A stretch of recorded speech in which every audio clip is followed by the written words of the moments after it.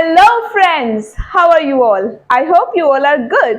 I'm your English teacher Sukhbarsha and today we are going to do articles which is very important from the exam point of view और ये जो topic है ये grammar में भी बहुत ही एक मायने रखने वाला टॉपिक है।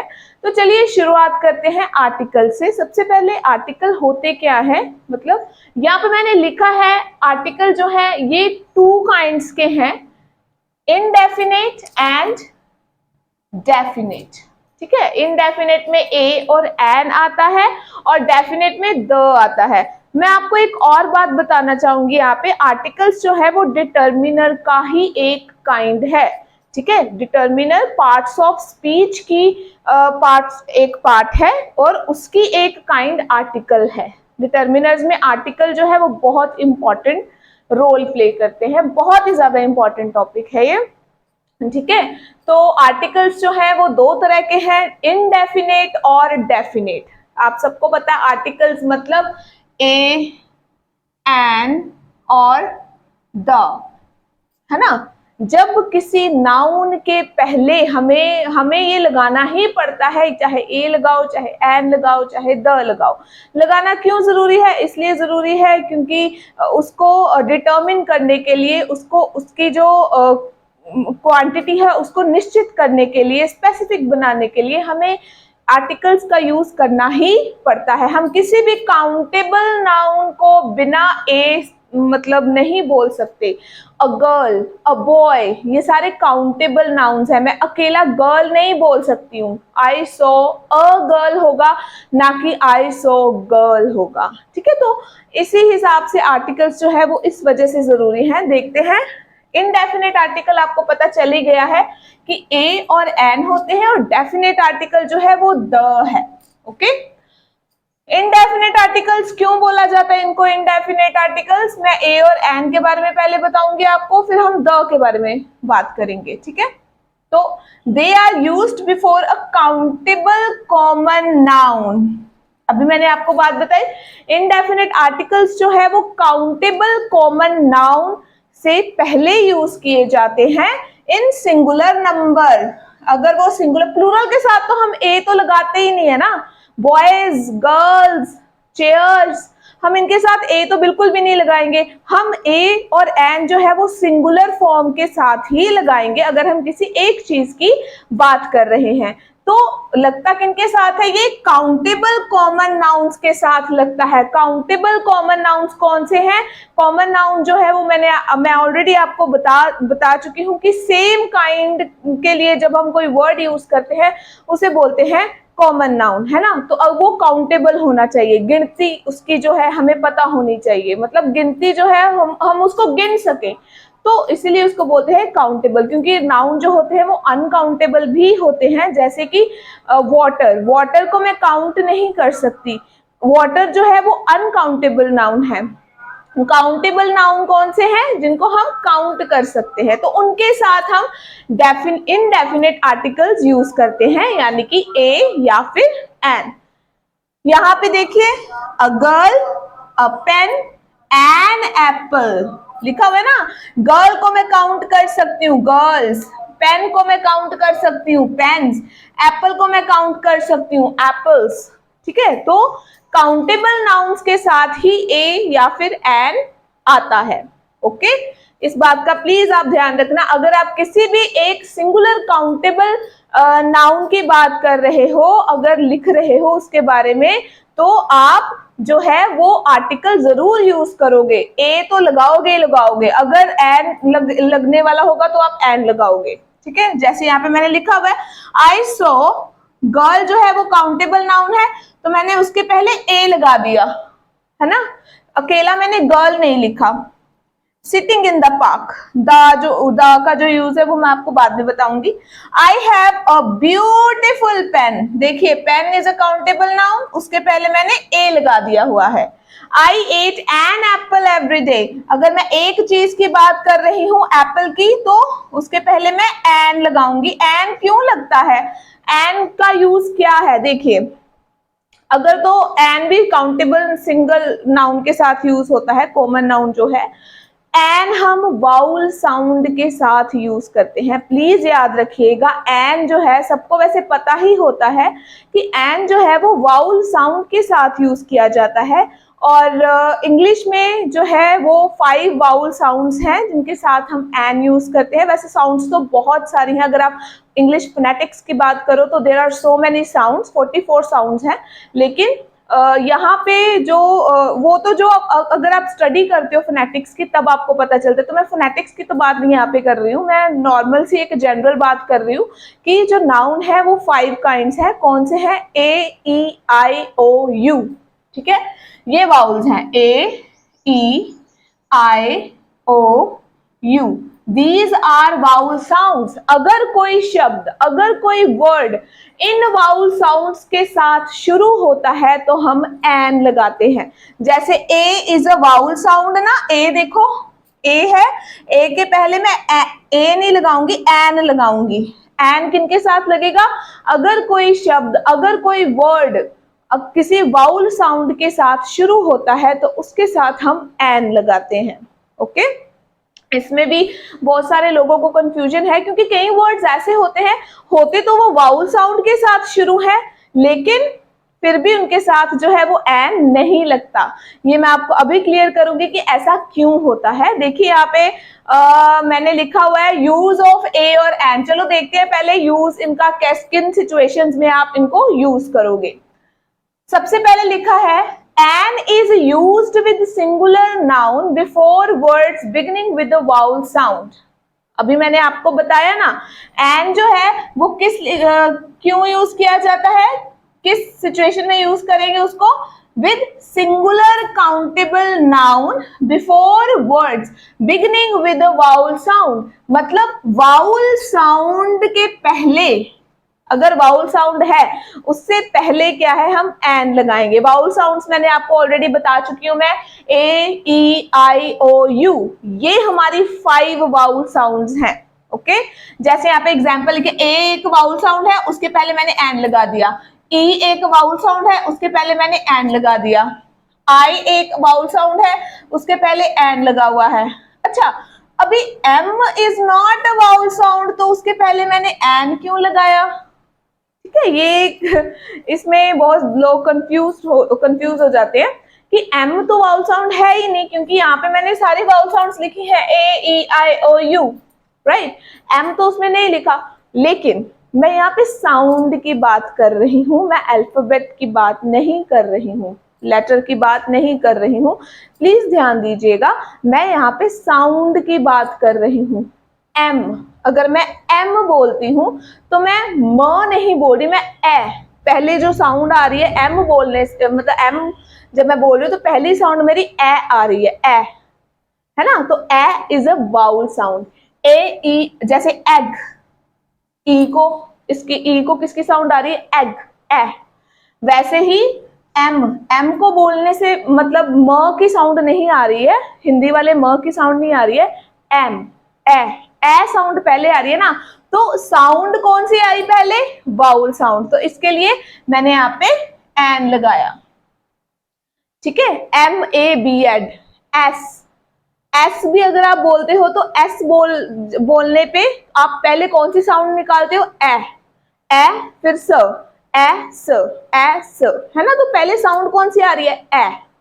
तो A is a vowel sound, that is why इनके साथ एन लगेगा। साउंड के ऊपर ध्यान देना है आपने लेटर्स के ऊपर ध्यान नहीं देना। आप बोल के देख सकते हो कि इसको कौन सी साउंड आ रही है ना, तो फिर आप उस हिसाब से जो है अपना आर्टिकल यूज करोगे, एन या फिर ए। उसके बाद लिखा है मैंने, if a word begins with silent H. अगर देखो कई शब्द ऐसे होते हैं जिनमें एच जो है वो साइलेंट होता है, जैसे आवर, ऑनेस्ट, इसको हम होनेस्ट नहीं बोलते, इसको हम हावर नहीं बोलते हैं, इसको बोलते हैं ऑनेस्ट, ओ से, आवर। ठीक है, तो एच जो है साइलेंट है तो तब भी आपका एन लगेगा। नेक्स्ट है, when a word begins with the vowel letter U sounding like English वाला YOU, A is used instead of N, जैसे कि अ यूनिवर्सिटी। यहाँ पे देखिए ये क्या बात हुई, बताती हूँ अभी आपको। देखिए यू है तो एक वाउल साउंड, लेकिन अगर यू को यू की ही साउंड आ रही हो, अगर यू को यू की ही साउंड आ रही हो, जैसे यूनिटी, यूनियन, यूनिवर्सिटी, तो हम एन नहीं लगाएंगे। ओके, यू को अ की साउंड आनी चाहिए, ठीक है, यू को अ की साउंड आनी चाहिए, उस केस में हम एन लगाएंगे, जैसे umbrella. Okay, you for umbrella. अगर आपका यू फॉर अम्ब्रेला है तो आप एन लगाओगे। अनविलिंग, यू से, है ना, शुरू तो यू से हो रहा है लेकिन आवाज अ की आ रही है। यू को बस एक बात का ध्यान है कि यू को अ की आवाज आनी चाहिए, ना कि यू को यू की आवाज आनी चाहिए। अगर यू को यू की आवाज आ रही है तो आप एन नहीं लगाओगे।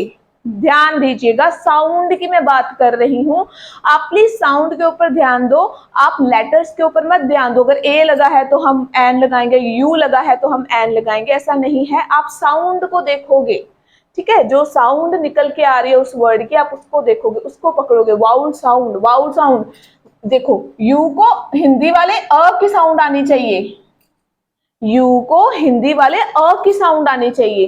अम्ब्रेला, अनविलिंग, अनइम्पॉर्टेंट, ठीक है, तो उसके इन इन वर्ड्स के साथ मैं एन लगाऊंगी। यूनिवर्सिटी, यूनियन, यूनिटी, इनके साथ मैं अ लगाऊंगी, ए लगाऊंगी। ओके, समझ में आ रही है ना ये बात, कि अगर यू को यू की ही साउंड आ रही है तो आप एन नहीं लगाओगे।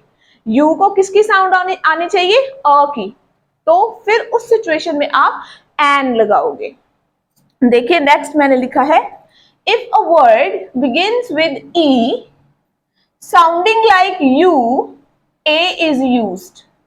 अगर कोई शब्द ई से स्टार्ट हो रहा है और उसकी आवाज जो है वो यू से, जैसे यहाँ पे देखो यूरोपियन, हो तो ई से रहा है ना स्टार्ट, लेकिन आवाज किसकी आ रही है, यू की, तो यू जो साउंड है उसके साथ तो हम एन नहीं लगाएंगे, यू को यू के साथ एन नहीं लगाएंगे। यू को कौन सी साउंड आनी चाहिए, अ की, तभी हम एन लगाएंगे।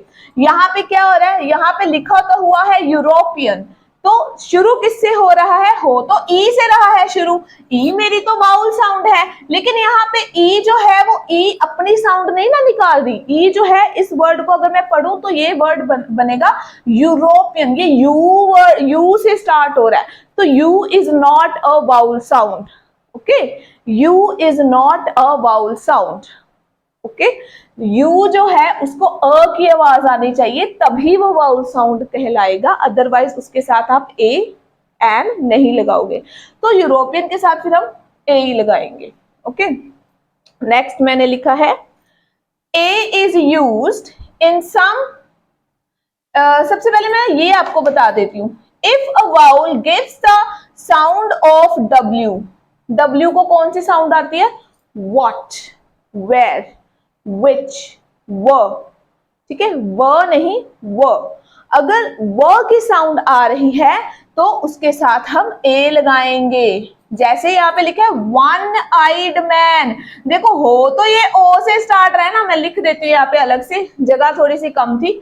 यहाँ पे देखो, अगर आपका वर्ड है वन आइड मैन, अगर ये लिखा है ना वन आइड मैन, तो कई बच्चे कंफ्यूज क्या होते हैं, उनको लगता है कि उन्होंने बिल्कुल वो ठीक करके आए हैं अपने एग्जाम्स में। देखो शुरू तो ये ओ से रहा है, हो, है ना, शुरू तो ये ओ से शुरू हो रहा है ये, लेकिन इसके साथ एन नहीं लगना। ये मत कंफ्यूज होना कि ओ तो एक वाउल साउंड है, ये भी तो ओ से शुरू हो रहा है, तो इसके साथ एन क्यों नहीं लगना। एन इसलिए नहीं लग रहा क्योंकि ओ को ओ की साउंड नहीं ना आ रही, ओ एन क्या बनता है, वन, उसको डब्ल्यू की साउंड आ रही है, उसको वो की साउंड आ रही है, तो उसके साथ मैं ए लगाऊंगी, ना कि एन लगाऊंगी। आई होप आपको ये समझ आ रहा होगा कि मैं क्या बताने की कोशिश कर रही हूँ। 5 तो वाउल साउंड्स है ही हमारी, ए ई आई ओ यू, लेकिन इन आपने साउंड देखनी है। जैसे मैंने आपको बताया कई शब्द यू से शुरू होते हैं लेकिन यू की साउंड ही निकाल रहे होते हैं, अ की साउंड आनी चाहिए। अगर अ की साउंड आ रही है तो तभी वो उसके साथ में एन लगाऊंगी। अगर यूनिवर्सिटी लिखा है तो मैं एन नहीं लगाऊंगी। अगर अम्ब्रेला लिखा है तो मैं एन लगाऊंगी। ठीक है, जैसे वन आइड मैन, ओ शुरू तो ओ से रहा है ना, ये ओ से शुरू हो रहा है, लेकिन ओ जो है ये ओ की साउंड नहीं ना निकाल रहा, ओ की साउंड नहीं ना आ रही, ये तो ओ एन ए वन बन रहा है। तो वन जो है वो मेरी एक वाउल साउंड नहीं है, W is not my vowel sound, तो उसके साथ मैं फिर ए ही लगाऊंगी ना। ठीक है, क्लियर हो रही है आपको बात? ठीक है, तो नेक्स्ट हम देखते हैं, A is used in some numerical expressions। ठीक है, A जो है वो न्यूमेरिकल एक्सप्रेशंस के लिए यूज किया जाता है, जैसे कि a great deal, a lot of, a dozen। Numbers की बात कर रहे हैं ना हम, a lot of, a dozen, a great deal। Sorry, ठीक है, फाइन, यही वाले मैं खुद कंफ्यूज हो गई हूँ क्योंकि स्पेस कम थी। ठीक है, A is used in some numerical expressions, जैसे कि a great deal, a lot of, a dozen. एक और मैंने यहाँ पे लिखा है कि ए जो है वो किस लिए यूज किया जाता है, स्पीड के लिए, प्राइस के लिए, रेशियो के लिए। ए और एन इनडेफिनेट आर्टिकल्स जो है वो रेशियो, प्राइस, स्पीड के लिए यूज किए जाते हैं। 30 माइल, जैसे मैंने यहाँ पे स्पीड का लिखा हुआ है 30 माइल्स एन आवर। ठीक है, 30 miles an hour two of a trade. Clear है? तो ये जो था ए और एन का यूज, ये मैंने आपको बताया कि ए और एन जो है वो कैसे यूज आप करोगे। सिंपल सी बात है, अगर कोई भी नाउन आप लगा रहे हो, अगर वो सिंगुलर नाउन है, अगर वो काउंटेबल नाउन है, गिन सकते हो आप उस नाउन को, तो उसके साथ आप ए लगाओगे। और या अगर एन किस सिचुएशन में लगेगा, अगर वो वाउल साउंड है तो उसके साथ आप एन लगाओगे।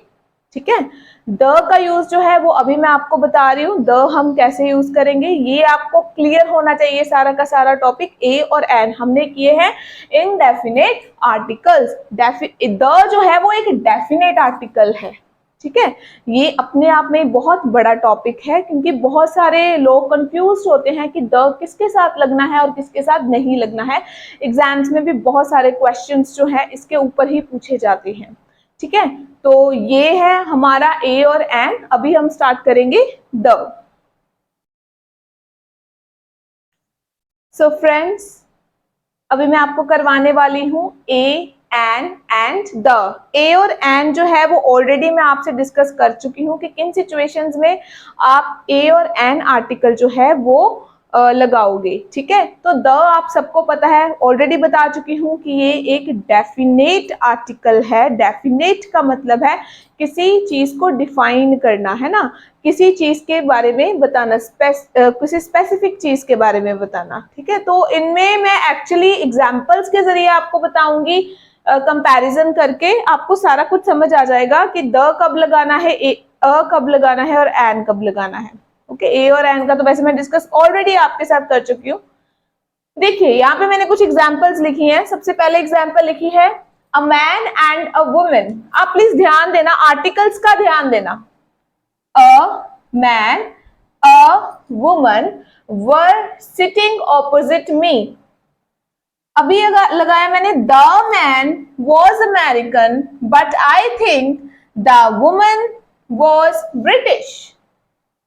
ठीक है, तो देखिए, अगर आप किसी चीज के बारे में, किसी काउंटेबल नाउन के बारे में पहली बार बात कर रहे हैं, आपने अभी स्टोरी स्टार्ट ही की है, उस स्टोरी में आपने किसी काउंटेबल नाउन को इंट्रोड्यूस किया है, तो उसके लिए आप ए लगाओगे। उससे पहले आप ए लगाओ, a girl and a boy, a chair. ठीक है, तो पहले जो है, क्योंकि इसके बारे में मैं आपसे पहली बारी बात कर रही हूँ ना, अगर आप पहली बारी किसी काउंटेबल नाउन के बारे में बात कर रहे हो तो आप ए लगाओगे। लेकिन अगर आप उसी काउंटेबल नाउन के बारे में दूसरी बारी बात कर रहे हो तो आप ए नहीं लगाओगे, आप द लगाओगे। ठीक है, क्योंकि मैं वही मैन और वही वुमन की बात कर रही हूं ना। जब मैंने उनके बारे में पहली बारी बात की थी तो मैंने ए लगाया था, जब मैं उनके बारे में दूसरी बारी बात कर रही हूं तो मैं उनके साथ द लगाऊंगी, बिकॉज मेरे लिए वो मैन और वुमेन जो है वो डेफिनेट हो गए ना, डिफाइन कर रहे हैं उसको, द उनको डिफाइन कर रहा है, क्योंकि सामने वाले को पता है कि मैं किस मैन और वुमेन के बारे में बात कर रही हूं, तो इसलिए मैन और वुमेन यहाँ पे मेरे लिए एक स्पेशल पर्सन्स बन जाते हैं, तो इसके लिए मैं यहाँ पे फिर द लगाऊंगी। क्लियर हो रही है बात? अगर आप किसी काउंटेबल नाउन के बारे में पहली बारी बता रहे हो तो आप जो है वो ए लगाओगे, और दूसरी तरफ अगर आप उसी काउंटेबल नाउन के बारे में दूसरी बारी बता रहे हो तो आप द लगाओगे। ठीक है, नेक्स्ट है when we were on holiday we stayed at a hotel, sometimes we ate at the hotel, and sometimes we went to a restaurant. Now a hotel, the hotel, a restaurant, clear हो चुका होगा आपको पहले वाले example में ही कि यहाँ पे जो है मैं बात कर रही हूँ ए होटल, कोई भी होटल हो सकता है, किसी होटल के बारे में मैं बात कर रही हूँ, पहली बारी बता रही हूँ ना मैं अपनी स्टोरी की शुरुआत में पहली बारी होटल के बारे में बता रही हूँ, तो होटल जो है वो काउंटेबल नाउन है तो उसके साथ मैं ए लगाऊंगी, एस नहीं लगाऊं, सॉरी इसके साथ मैं जो है वो अकेला इसको यूज नहीं करूंगी। ठीक है, when we went on holiday we stayed at a hotel. Okay, sometime फिर मैं देखो द होटल मतलब मैं उसी होटल के बारे में दोबारा बात कर रही हूं, तो यहाँ पे फिर आएगा द होटल। क्लियर है, क्योंकि सेम होटल के बारे में अगर मैं दोबारा बात कर रही हूँ तो मैं द लगाऊंगी। और नेक्स्ट देखिए, and sometimes we went to a restaurant, किसी भी रेस्टोरेंट पे भी जाना, कोई भी रेस्टोरेंट हो सकता है, द रेस्टोरेंट नहीं मैं बोलूंगी, यहाँ पे द रेस्टोरेंट स्पेसिफिक हो जाएगा, यहाँ पे अ रेस्टोरेंट आएगा क्योंकि मैं रेस्टोरेंट के बारे में पहली बारी बात कर रही हूँ। क्लियर हो रही है आपको बात? अगर आप किसी काउंटेबल नाउन के बारे में पहली बारी बात कर रहे हो तो आप ए लगाओगे, अगर आप उसी काउंटेबल नाउन के बारे में दूसरी बारी बात कर रहे हो तो आप द लगाओगे, क्योंकि दूसरी बारी बात करने पर सामने वाले को पता चल जाएगा कि आप उसी नाउन के बारे में बात कर रहे हो जिसके बारे में आपने पहले बात की थी। ओके, तो आगे है इसके यूजेस, द के यूजेस स्पेशली मैं आपको करवा रही हूं, यूजेस ऑफ द। ओके, देखिए we use the when we are thinking of a specific thing, हम the को तब यूज करते हैं जब हम किसी स्पेसिफिक थिंग के बारे में सोच रहे हैं, जब हम किसी स्पेसिफिक चीज के बारे में सोच रहे हैं। देखिए Tim sat down on a chair, comparison करके बता रही हूँ आपको ए और द का। देखिए Tim sat down on a chair, a chair का मतलब कोई भी चेयर हो सकती है, कोई स्पेशल चेयर नहीं है, there are so many chairs, तो वो किसी एक चेयर पे बैठ गया। ठीक है, Tim sat down on a chair. तो नेक्स्ट है Tim sat down on the chair nearest the door, ये जो बात है ना, ये सेकंड एग्जांपल में द चेयर क्यों लगा, ये वो उसी चेयर पे बैठा जो कि डोर के पास थी, जो दरवाजे के पास वाली चेयर थी, तो वो जो दरवाजे के पास वाली चेयर थी वो द चेयर है, क्योंकि मैं उसी चेयर के बारे में सोच रही हूँ। लेकिन अ चेयर मैं तब लगाऊंगी जब there are so many chairs in the room, room में बहुत सारी चेयर्स हैं, तो टिम किसी भी एक चेयर पे बैठ गया। क्लियर है ये बात? नेक्स्ट देखिए, when it is clear in the situation, कब यूज करेंगे हम द का? जब क्लियर हो सिचुएशन में विच थिंग और पर्सन वी मीन, हम किस चीज और पर्सन के बारे में सोच रहे हैं। ठीक है, व्हेन इट इज क्लियर, जब क्लियर हो कि हम किस चीज और पर्सन के बारे में बात कर रहे हैं या सोच रहे हैं। देखिए यहाँ पे लिखा है can U turn off the light please, यहाँ पे क्वेश्चन मार्क आएगा। ठीक है, can U turn off the light, क्योंकि देखो द लाइट मैं तब बोल रही हूँ क्योंकि मुझे पता है मैं रूम की लाइट की बात कर रही हूँ, मैं एक स्पेशल लाइट की बात कर रही हूँ, एक स्पेसिफिक लाइट की बात कर रही हूँ, मैं किसी भी लाइट के बारे में बात नहीं कर रही हूँ। ठीक है, मैं एक रूम की लाइट के बारे में बात कर रही हूँ, तो उसके लिए आप द लाइट लगाओगे। किसी रूम की लाइट हो सकती है, आपके घर में किसी भी रूम की लाइट हो सकती है। नेक्स्ट है I took a taxi to the station, station मेरे लिए एक स्पेशल जगह है, मुझे पता है मुझे उसी स्टेशन पे जाना है, तो इसलिए मैं द स्टेशन लगा रही हूँ। टैक्सी मैं कोई भी ले सकती हूँ, a taxi, there are so many taxis, तो आई चोज अ टैक्सी, मैंने एक टैक्सी चुनी, मैंने एक टैक्सी हायर की। ओके, तो अ टैक्सी इसलिए लगा क्योंकि कोई भी टैक्सी है, कोई स्पेशल टैक्सी नहीं है। तो द स्टेशन इसलिए बोल रही हूँ क्योंकि मुझे पता है मैं टैक्सी वाले को क्या बोलूंगी कि मुझे इस स्टेशन पे जाना है, because I know that I have to go to the station, the same station जहां पे मुझे जाना है। ओके, तो ये स्टेशन वाली बात मेरे दिमाग में क्लियर है। टैक्सी जो है वो कोई भी टैक्सी है, तो इसलिए अ टैक्सी। नेक्स्ट है, एक और एग्जांपल है इसी की, I have to go to the bank and then I am going to the post office. The क्यों लगा, why there is the bank and the post office? देखिए, द बैंक मैं इसलिए बोल रही हूं क्योंकि मुझे पता है कि मेरा जो अकाउंट है वो उसी बैंक में है। हर एक बंदे का, हर एक पर्सन का एक बैंक होता है जहां पे आपका अकाउंट होता है। तो आप जो है, अगर अकाउंट के रिलेटेड आपका कोई भी क्वेरी होती है, या आपको कुछ भी विड्रॉ कराने हैं या डिपॉजिट करवाने हैं, कुछ भी आपको मनी का करना है, तो आप द बैंक ही बोलोगे क्योंकि आप उसी बैंक में जाओगे ना, आप किसी और बैंक में तो नहीं जाओगे। तो स्पेसिफिक है आपके लिए वो चीज, आप ऑलरेडी उस चीज के बारे में सोच रहे हो, that is why you say I have to go to the bank. अभी यहाँ पे कंफ्यूज मत होना कि बैंक के बारे में तो मैं पहली बार बात कर रही हूँ, यहाँ पे ए क्यों नहीं लगाया? ए इसलिए नहीं लगाया क्योंकि मेरे लिए जिस बैंक में मैं जा रही हूँ वो एक स्पेशल बैंक है, उसमें मेरा अकाउंट है, मुझे पता है कि मुझे उसी बैंक में जाना है, तो इसलिए द बैंक। पोस्ट ऑफिस के साथ भी सेम है कि मुझे पता है कि मेरा अकाउंट जो है वो पोस्ट ऑफिस में है, मुझे पता है वो कहाँ पे है, स्पेसिफिक चीज है मेरे लिए, तो मुझे वहीं पे जाना है, तो that is why the post office. Okay, next है I have to go to. देखिए, अभी आपको समझ में आएगा कि इन दोनों में क्या डिफरेंस है।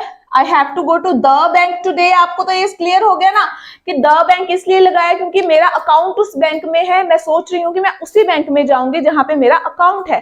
तो बैंक मेरे लिए यहाँ पे एक स्पेसिफिक चीज है, मेरे लिए एक स्पेशल जगह है। दूसरी तरफ है कि is there a bank near here, कि यहाँ पे कहीं आसपास कोई बैंक है, कोई भी हो सकता है वो बैंक। मैं उस बैंक के बारे में नहीं बात कर रही हूँ जहां पे मेरा अकाउंट है, मैं यहाँ पूछ रही हूँ अ बैंक। अ इसलिए लगाया क्योंकि मैं क्वेश्चन कर रही हूँ कि कोई भी बैंक चलेगा, ठीक है। Is there a bank near here, तो ये स्पेशल बैंक की बात नहीं कर रही हूं मैं यहाँ पे किसी भी एक बैंक के बारे में बात कर रही हूँ जहां पे मुझे जाना है। तो यहाँ पे सिचुएशन जो है वो क्या है कि मैं नहीं सोच रही हूँ कि मुझे किस बैंक में जाना है, मैं पूछ रही हूँ किसी से कि यहाँ पे आसपास कोई बैंक है, ठीक है। तो उस सिचुएशन में मैं यहाँ पे ए लगाऊंगी। नेक्स्ट है I don't like going to the dentist. The dentist इसलिए बोला क्योंकि वो मेरा डेंटिस्ट है, ठीक है, क्योंकि मैं उसी डेंटिस्ट के पास जाती हूँ। जैसे पर्सनल डॉक्टर्स होते हैं ना सबके, वैसे ही डेंटिस्ट। ओके, तो मेरा डेंटिस्ट है, मैं उसी डेंटिस्ट के पास जाती हूँ, मेरा ट्रीटमेंट जो है वो उसी डेंटिस्ट के पास चल रहा है, दैट इज व्हाई मैं यूज करूंगी द डेंटिस्ट। ओके, अगर आप बोलते हो my sister is a dentist एक डेंटिस्ट है, मेरी बहन एक डेंटिस्ट है, तो यहाँ पे मैं द नहीं ना लगाऊंगी, डेंटिस्ट है, एक डेंटिस्ट है, तो इस सिचुएशन में द नहीं लगेगा क्योंकि ये कोई स्पेशल चीज नहीं है। ऊपर द इसलिए लगा था जैसे द डॉक्टर, अगर आप बोलते हो I am going to the doctor, it means आपका पर्सनल डॉक्टर है, आपको पता है कि आपको किस डॉक्टर के पास जाना है, आपको पता है क्योंकि आपका ट्रीटमेंट उसी डॉक्टर के पास चल रहा है। If you say I have to go to a doctor, it means a doctor आप कब लगाओगे, आप किसी भी डॉक्टर के पास जा सकते हो, ठीक है। There are so many doctors and आप किसी भी डॉक्टर के पास जा सकते हो। तो ये था कंपैरिजन थोड़ा सा ए एन और द का। आपको सिचुएशन थोड़ी सी क्लियर होनी चाहिए कि आप द जो है वो कब लगाओगे, ए कब लगाओगे और एन कब लगाओगे, ठीक है। तो द जो है उसके ऊपर मैं अलग से वीडियोस बनाऊंगी जिसमें ओनली द के बारे में हम बात करेंगे। उसके बहुत सारे यूजेस हैं, कहाँ पे उसको यूज करना है, कहाँ पे उसको यूज नहीं करना है, हम इन सिचुएशंस के बारे में सारे की सारी बात करेंगे अपनी, मैं आने वाले नेक्स्ट वीडियो में आपको बताऊंगी, ठीक है। तो तब तक के लिए आप प्लीज इस वीडियो को ध्यान से देखिएगा, समझिएगा कॉन्सेप्ट को। अगर नहीं समझ में आ रहा है कॉन्सेप्ट तो आप कमेंट बॉक्स में जाके एक मैसेज ड्रॉप करें, मुझसे आप सजेशन ले सकते हैं और मुझे भी पता चलेगा कि मुझे और आपको क्या टॉपिक, कौन से टॉपिक करवाने हैं। ठीक है, तब तक के लिए स्टे ट्यून्ड, वीडियोस जो है वो देखते रहें। और अगर आपको अच्छी लगी है वीडियो तो इसको लाइक करें, शेयर करें और चैनल को सब्सक्राइब करना मत भूलें। Thank you so much.